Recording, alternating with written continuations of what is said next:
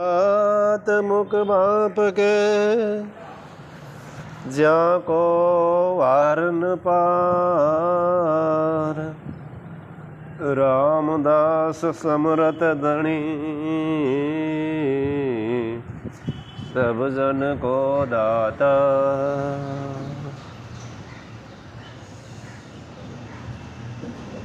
मस्तक पर गुरुदेव जी हृदय विराजो राम, रामदास दोनों पखा सब विद पूर्ण काज। मैं हूँ श्री भगवान का मेरे श्री भगवान, अनुभव ये करते रहो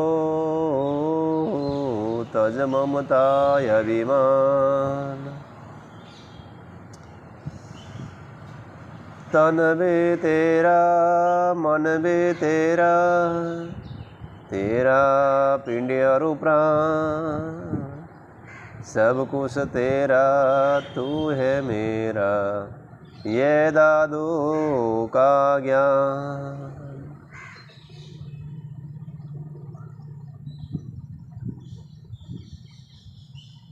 सतगुरु का मुख देखो तो पाप शरीर हो जा,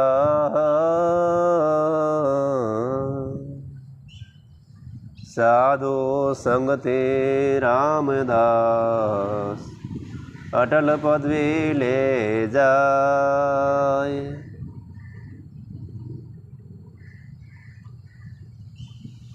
नमो राम गुरुदेव जी, जंत्रिकाल के वंद, विघ्न हरण मंगल करण, रामदास आनंद।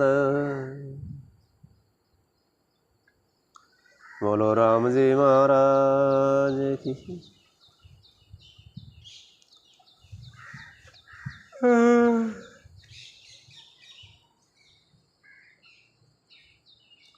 सर्वदयालु सर्व कृपालु सर्वनियंता घट वासी अंतर्यामी परमपिता परमात्मा के श्री हरिचरणों में कोटि वंदन।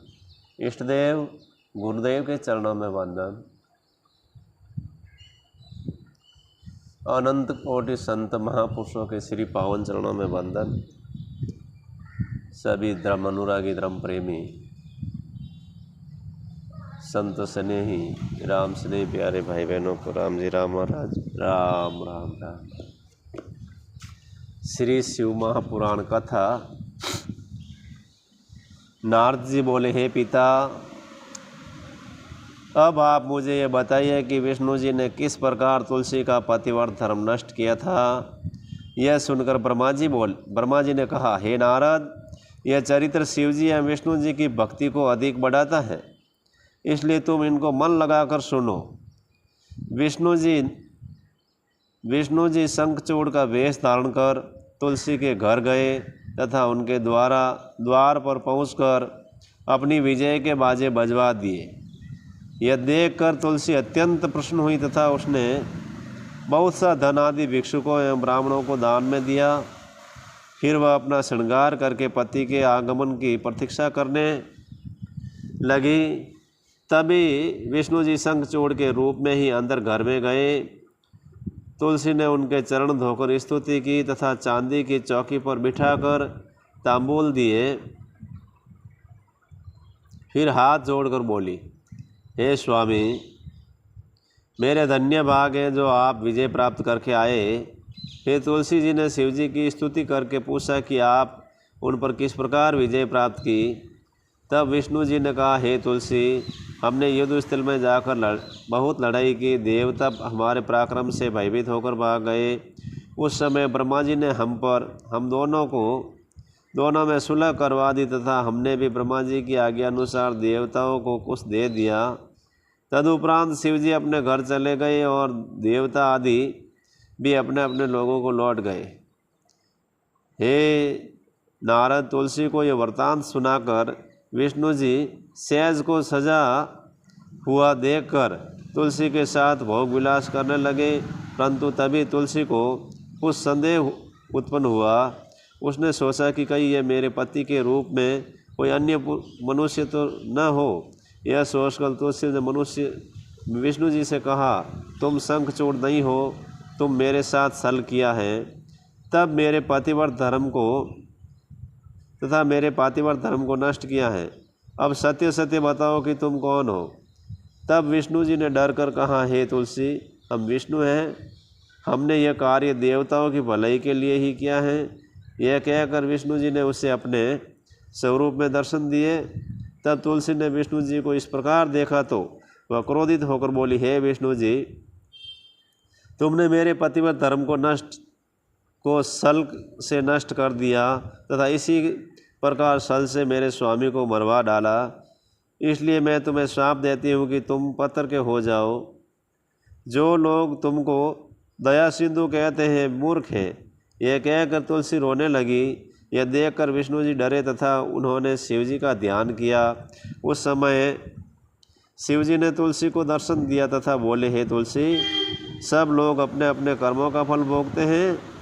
संसार में दुख एवं सुख कोई वस्तु नहीं है। यह संसार समुद्र के समान है जिसमें दोनों प्रकार का जल है। तृष्णा उनकी लहर है और बिना धर्म के कोई इसे पार नहीं कर सकता। तुम दोनों से हम यही कहते हैं कि तुमने प्रथम जो योग तथा तप किया था वह किसी प्रकार निष्फल न होगा। तुम दोनों हमारे भक्त हो। तुम्हारा पति कृष्ण जी का मित्र सुदामा था, उसे राधिका ने श्राप दिया था, इसलिए वह यहाँ आकर उत्पन्न हुआ। अब वह मारा गया तथा इस शरीर को त्याग कर फिर वैसा ही शरीर धारण किया। तुम भी इस शरीर का त्याग करो तथा विष्णु जी के साथ विहार करो। देवताओं की भलाई के लिए हमने तुम्हारे पति का वध किया। इस प्रकार क्रोध न करना। अब तुम नदी होकर गंडकी नदी के नाम से प्रसिद्ध होगी तथा समुद्र जो विष्णु जी के अंश से हैं उनकी स्त्री होकर विहार किया करेगी। इसके अतिरिक्त तुम दोनों एक और रीति से इकट्ठे रहोगे, अर्थात तुम पृथ्वी में इसी नाम अर्थात तुलसी के नाम से प्रसिद्ध होकर उत्पन्न होगी तथा विष्णु जी के शरीर पर चढ़ा करोगी, जिसे विष्णु जी अपने कर्मों का फल पावेंगे। विष्णु तुम्हारे श्राप से पत्र बनकर गंडकी नदी के तीर पर स्थित रहेंगे।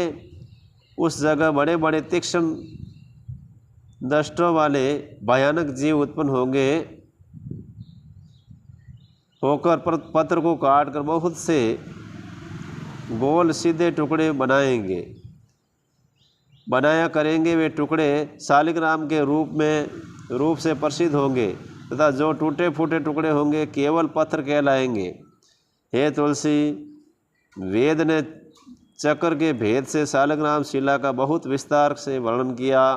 तुम्हारी भेंट उस शालिग्राम शिला के साथ सदैव हुआ करेगी, जो पुण्य को बढ़ाने वाली तथा पापों को नष्ट करने वाली समझी जाएगी।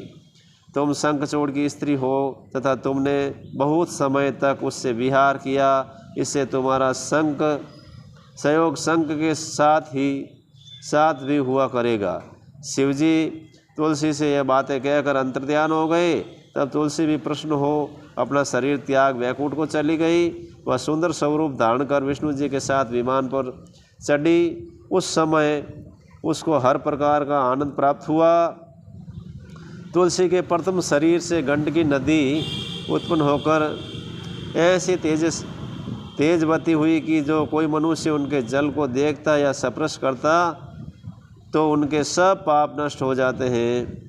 उनके तट पर विष्णु जी पर्वत के आकार में स्थित हुए, जिसके दर्शन मात्र से ही समस्त पाप नष्ट हो जाते हैं। वहाँ बड़े बड़े कठोर दांत वाले कीड़े इकट्ठे होकर शिलाओं में बड़े बड़े छेद किया करते हैं।